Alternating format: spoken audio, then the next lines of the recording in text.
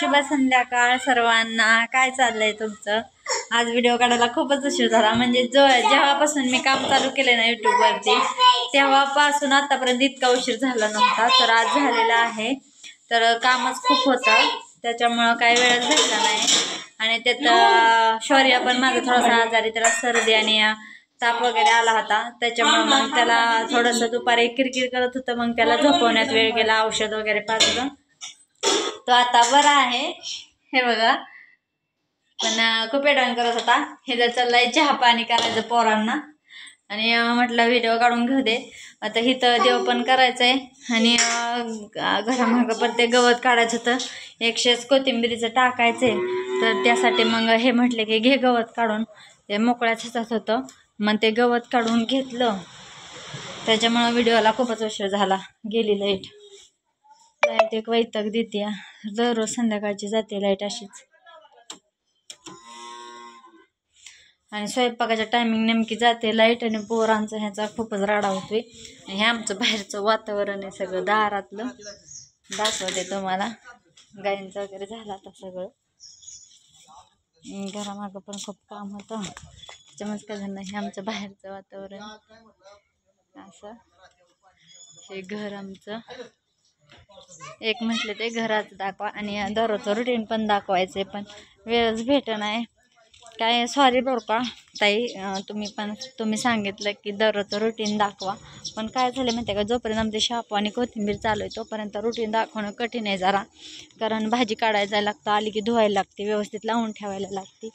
आणि इकडं मग दुपारी येऊन सगळं गवत काढलं. काल कसं दिसत होतं ना आज कसं दिसतंय बघा. गवत काढल्यानंतर किती छान दिसतंय. मलाच आवडलं मी गवत काढलं ना इतकं स्वच्छ केलेलं. तर तुम्हाला का नाही आवडणार? हे बघा किती भारी दिसतंय. गवत काढलंय ते किती छान दिसतंय. आणि मग त्याच्यामुळे ते म्हटलं घे काढून. सोमवारी कोथिंबीरचं शेष टाकायचं दुसरं. त्याच्यामुळं गवत काढून घेतलं. आणि एक खूप वाईट घडलं आमच्यात. कारण आमचं कालवडाचा पायच मोडला. काय झालं माहिती आहे का, रात्री पाऊस आला म्हणून आतमध्ये बांधायला गेले भाऊजी. आणि आतमध्ये बांधलं. आणि परत संध्याकाळचं 10-11 वाजता ते खायला टाकतात गुरांना. चारा पाणी करतात, चारा टाकतात. मग गेले टाकायला तर ते फस्टून पडलं होतं पांढरं डोळं करून. तर त्याचा पाय निसाटलाय का मोडलाय काहीच कळलं नाही. ते उठलंच नाही तेव्हापासून. इथं आतच बांधलं होतं गोट्यात. आणि आमचा गोटा जरा असा मऊ सुद्धा त्याच्यामुळे त्याच्यावर घसारतंय लगेच सारखंच.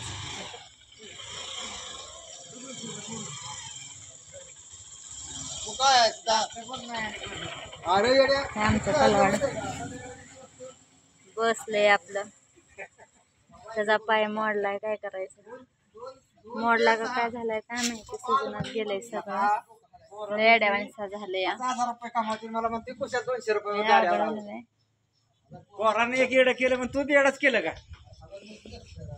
आमचं संध्याकाळचं वातावरण आहे इकडलं. पोरांच्या दृष्टीनं असू दे पण तुझ्या दृष्टीनं नसाय पाहिजे. कलरचं खूप वाईट झालं.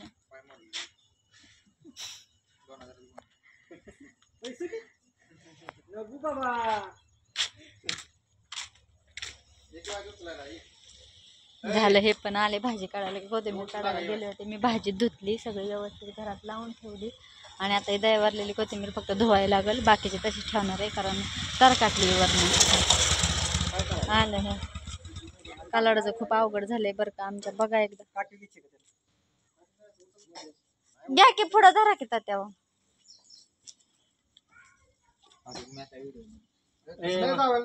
दावायला ना असं तोंड धरा की त्याचं फास लागेल. हा तसं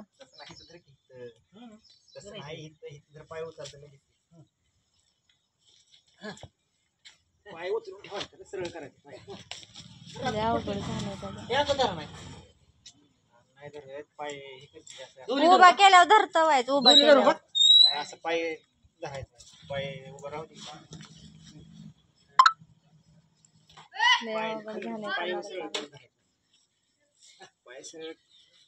तसं उभं करायचं. हट हट. टेकवा नाही पाहिजे. कशाने काय झालं यार? पडलंय यावं रात्री घसरून. त्याचा पाय धरा नाही. पाय धरा काय ते आता दिवसभर आता बसून त्याला मग काय तर डॉक्टर बोलव की लागा. अहो सकाळी चालतं की एकदा काय व्हायचंय त्याला सलाईन बिलाईन चढवायची त्याला. त्याने पेन किलरचं इंजेक्शन दिले आता संध्याकाळी इलाज होऊन अवघड झालं कोणीकडे राहायचं ते आत घाल.